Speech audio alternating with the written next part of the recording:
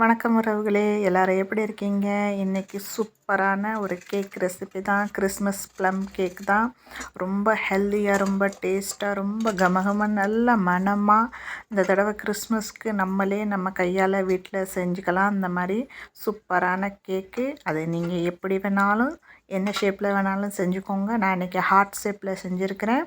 இது ரொம்ப ஈஸியாக, எந்த மைதாவும் இல்லாமல் ரொம்ப ஹெல்த்தியாக, ரொம்ப சூப்பர் டேஸ்ட்டாக, ரொம்ப ஈஸியாக நம்ம வீட்டில் எப்படி செய்யலாம் அப்படிங்கிறத தான் இப்போ பார்க்க போகிறோம். அதுக்கு நான் எல்லா ட்ரை ஃப்ரூட்ஸும் உங்கள்கிட்ட என்னென்ன இருக்குதோ எல்லா நட்ஸும் எல்லாத்தையும் எடுத்துக்கோங்க. இதில் நிறைய லோடட் ஆகிருக்கும் ட்ரை ஃப்ரூட்ஸும் நட்ஸும். அதனால் உங்கள்கிட்ட இருக்கிறது எல்லா ட்ரை ஃப்ரூட்ஸ்லேயும் நல்லா ஒவ்வொரு கைப்பிடி நிறையா எடுத்துக்கோங்க. இந்த மாதிரி பாதாம், முந்திரி எல்லாத்தையும் நல்லா நறுக்கி இந்த மாதிரி சேர்த்துக்கோங்க. அதுக்கப்புறம் ஒரு கைப்பிடி கிஸ்மிஸ் பழத்தையும் சேர்த்துருக்கேன். அதுக்கப்புறம் ஒரு கைப்பிடி நிறையா டூட்டி ஃப்ரூட்டியும் கலர்ஃபுல்லாக இருக்கணுங்கிறக்காண்டி அதுவும் சேர்த்துருக்குறேன். அதுக்கப்புறம் ஒரு கப்பு நிறையா நம்ம எந்த கப்பில் மாவு எடுப்போமோ அதே கப்பில் ஜூஸு ஒரு கிளாஸ் நிறைய அப்படின்னா இந்த ட்ரை ஃப்ரூட்ஸ் எல்லாம் முங்கணும். அதுக்கேற்றாப்புல ஒரு கிளாஸ் நிறைய நான் ஒரு எந்த கப்பில் நம்ம மாவு எடுப்போமோ அதே கப்பில் ஒரு cup orange juice, fresh orange juice எடுத்துக்காமல் டெட்ரா பேக் இருக்கும் பார்த்திங்களா, அந்த ஜூஸ் பேக்கெட்லேருந்து ஒரு கிளாஸ் எடுத்துக்கிட்டு அந்த ட்ரை ஃப்ரூட்ஸில் ஊற்றி அதை ஊற வச்சுருங்க. ரொம்ப நேரம் ஊறணும்னு அவசியம் கிடையாது. நம்ம மற்ற ப்ரிப்பரேஷன் பண்ணுற வரைக்கும் அது ஊறினா போதும். அதுக்கப்புறம் இந்த ரெசிபிக்கு தேவையான இனிப்புக்கு நான் பார்த்திங்கன்னா 1/4 கப்பு மட்டும்தான் சீனி எடுத்திருக்கேன். அந்த 1/4 கப்பு சீனியில் 2 ஏலக்காய் போட்டிருக்கிறேன், ஒரு கிராம்பு போட்டிருக்கேன், கொஞ்சோண்டு பட்டை போட்டு அரைச்சி அதையும் தனியாக எடுத்து வச்சுக்கலாம். அதுக்கப்புறம் பார்த்திங்கன்னா நான் ஒரு கப்பு நிறைய கோதுமை மாவு எடுத்துருக்கிறேன். இன்றைக்கி நம்ம கோதுமை மாவில் தான் செய்ய போகிறோம். ரொம்ப ஹெல்த்தியாகவும் டேஸ்ட்டாகவும் சூப்பராக இருக்கும். ஒரு கப்பு கோதுமை மாவு எடுத்துக்கோங்க. அதில் 3/4 teaspoon baking powder, 1/2 teaspoon baking soda, கொஞ்சோண்டு ஒரு பிஞ்சு உப்பு சேர்த்துக்கோங்க. உப்பு போட்டிங்கன்னா டேஸ்ட்டை என்ஹான்ஸ் பண்ணி கொடுக்கும். அதை மிக்ஸ் பண்ணி இந்த மாதிரி எடுத்து வச்சுக்கிட்டு அதில் இப்போ நம்ம 3 ஸ்பூனு எண்ணெய் ஊற்றினா போதும். இந்த அளவுக்கு 3 ஸ்பூனு கரெக்டாக இருக்கும். அதுக்கப்புறம் வெண்ணிலா எசன்ஸ் இருந்துச்சுன்னா ஒரு 4-5 ட்ராப்பு இந்த மாதிரி போட்டுக்கோங்க. அப்புறம் அதில் நம்ம பவுட்ரு பண்ணி வச்சுருந்தோம் பார்த்திங்களா சீனி, அந்த சீனி எல்லாத்தையும் சேர்த்துக்கோங்க. இன்றைக்கி நான் சொல்லியிருக்க எல்லா அளவும் கரெக்டான அளவு. நீங்கள் கண்ணை மூடி அதே மாதிரி சேர்த்துக்கலாம். எல்லாம் நீங்கள் எந்த கப்பில் அளக்குறீங்களோ அதே கப்பில் தான் இன்றைக்கி உள்ள அளவெல்லாம் சொல்லியிருக்கேன். அதுக்கப்புறம் நம்ம ஊற வச்சுருந்தோம் பார்த்திங்களா ட்ரை ஃப்ரூட்ஸு நட்ஸ் எல்லாம், அதையும் இதில் சேர்த்துக்கோங்க. அப்படியே அந்த ஜூஸோடவே சேர்த்துக்கோங்க. எதுக்கு ஃப்ரெஷ் ஜூஸ் சேர்க்க வேண்டாம்னு சொன்னேன்னா, அந்த ஃப்ரெஷ் ஜூஸ் சேர்த்திங்கன்னா அது ஒரு மாதிரி கொஞ்சோண்டு கசப்பு தன்மையை கொடுக்கும். அதனால நீங்கள் இந்த மாதிரி டெட்ரா பேக் ஜூஸ் யூஸ் பண்ணிங்கன்னா ரொம்ப டேஸ்ட்டாக இருக்கும். அதனால தான் சீனியும் கம்மியாக சேர்த்துருக்கோம். ஏன்னா இதில் ஏற்கனவே இனிப்பு இருக்கும். அதனால் சீனி நம்ம கம்மியாக தான் சேர்த்துருக்குறோம். இந்த மாதிரி நல்லா மிக்ஸ் பண்ணதுக்கப்புறம் பார்த்திங்கன்னா 3/4 கப்பு எந்த கப்பில் மாவு எடுத்தோமோ அதே கப்பில் 3/4 கப்பு கரெக்டாக இருக்கும்.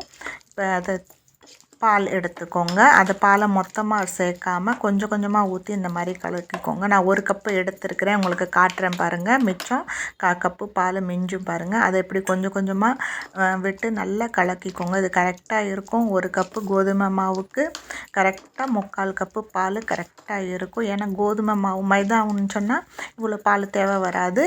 கோதுமை மாவு கொஞ்சம் உறிஞ்சும். அதனால் கொஞ்சம் 3/4 கப்பு பால் கரெக்டாக இருக்கும். இந்த மாதிரி கொஞ்சம் கொஞ்சமாக விட்டு நல்லா கட்டி இல்லாமல் நல்லா மிக்ஸ் பண்ணிக்கோங்க. அது கோதுமை மாவு கண்டு கொஞ்சோண்டு கொஞ்சம் ஜவ்வு மாதிரி வரும். அதை இந்த மாதிரி நல்லா மிக்ஸ் பண்ணிக்கோங்க. இன்னும் கொஞ்சம் பால் ஊற்றினீங்கன்னா கரெக்டாக இருக்கும். பாருங்கள், இதையும் நல்லா மிக்ஸ் பண்ணிக்கோங்க.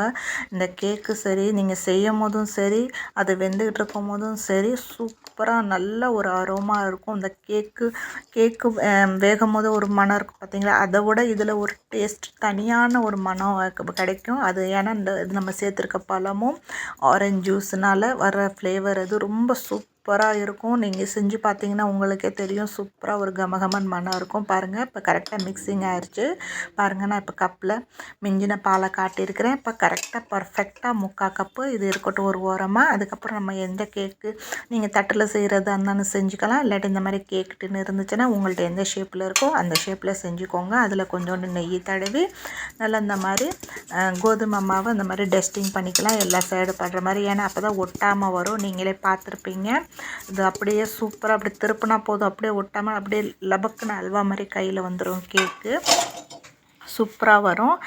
இப்போ பாருங்கள், நம்மளுக்கு டிஜியெல்லாம் தேவையில்லை, குக்கரும் தேவையில்லை. இந்த மாதிரி தோசைக்கல் இருந்தால் போதும். தோசைக்கல் இப்போ நம்ம காய வச்சுக்கலாம்.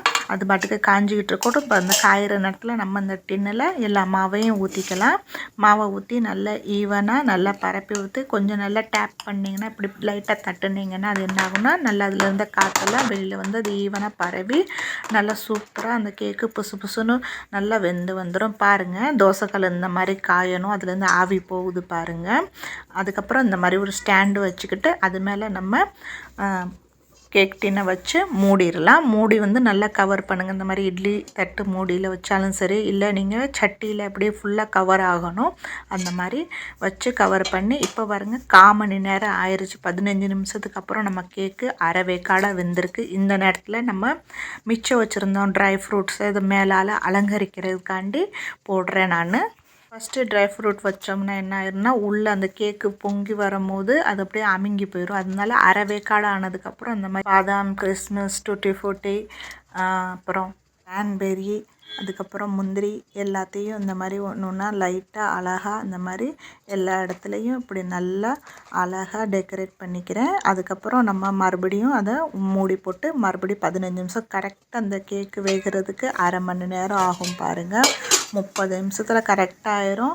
காக்கா நிமிஷத்துக்கு நீங்கள் கரெக்டாக 1/4 நிமிஷத்துக்கு அப்புறம் அந்த மாதிரி கேக்கில் எல்லாத்தையும் ட்ரை ஃப்ரூட்ஸ் எல்லாம் அரேஞ்ச் பண்ணதுக்கப்புறம் மறுபடியும் மூடி போட்டு வச்சிங்கன்னா ஒரு 1/4 நிமிஷம் வச்சிங்கன்னா கரெக்டாக வெந்துடும். அது வெந்ததுக்கான அறிகுறி பார்த்தீங்கன்னா, இந்த மாதிரி டூத் பிக்கில் நீங்கள் குத்தி பார்த்தீங்கன்னா ஒட்டாமல் வரும்.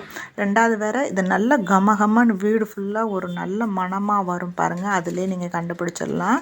பாருங்கள், இப்போ நல்லா வெந்து வந்துருச்சு. 4 பக்கத்து பாருங்கள் விட்டுருச்சு. அது நல்லா தெரியும் உங்களுக்கே பாருங்கள், நல்லா விட்டுருச்சு. இருந்தாலும் நான் லைட்டாக கத்தியால் இந்த மாதிரி எடுத்து விட்டேன். எடுத்து விட தேவையே இல்லை. இருந்தாலும் லைட்டாக பயமாக இருக்கிறதுனால நீங்கள் இந்த மாதிரி பண்ணி இப்படி தட்டை வச்சு திருப்பினீங்கன்னா அப்படியே தன்னால் பாருங்கள் சுத்தமாக ஒட்டலை பாருங்கள். கேக் டின்னில் எவ்வளோ சூப்பராக புசு புசுன்னு நல்லா கமகமன்னு நம்மகிட்ட கிறிஸ்மஸ் கேக்கு நம்ம வீட்டிலே நம்ம கையால் நம்மளே ரெடி பண்ணிட்டோம். இந்த மாதிரி நீங்களும் உங்கள் வீட்டில் ஹெல்த்தியாக அந்த மாதிரி செஞ்சு குழந்தைங்களுக்கும் கொடுங்க. நீங்களும் இந்த தடவை கிறிஸ்மஸ்க்கு இந்த மாதிரி கேக் செஞ்சு என்ஜாய் பண்ணுங்கள் கிறிஸ்மஸை.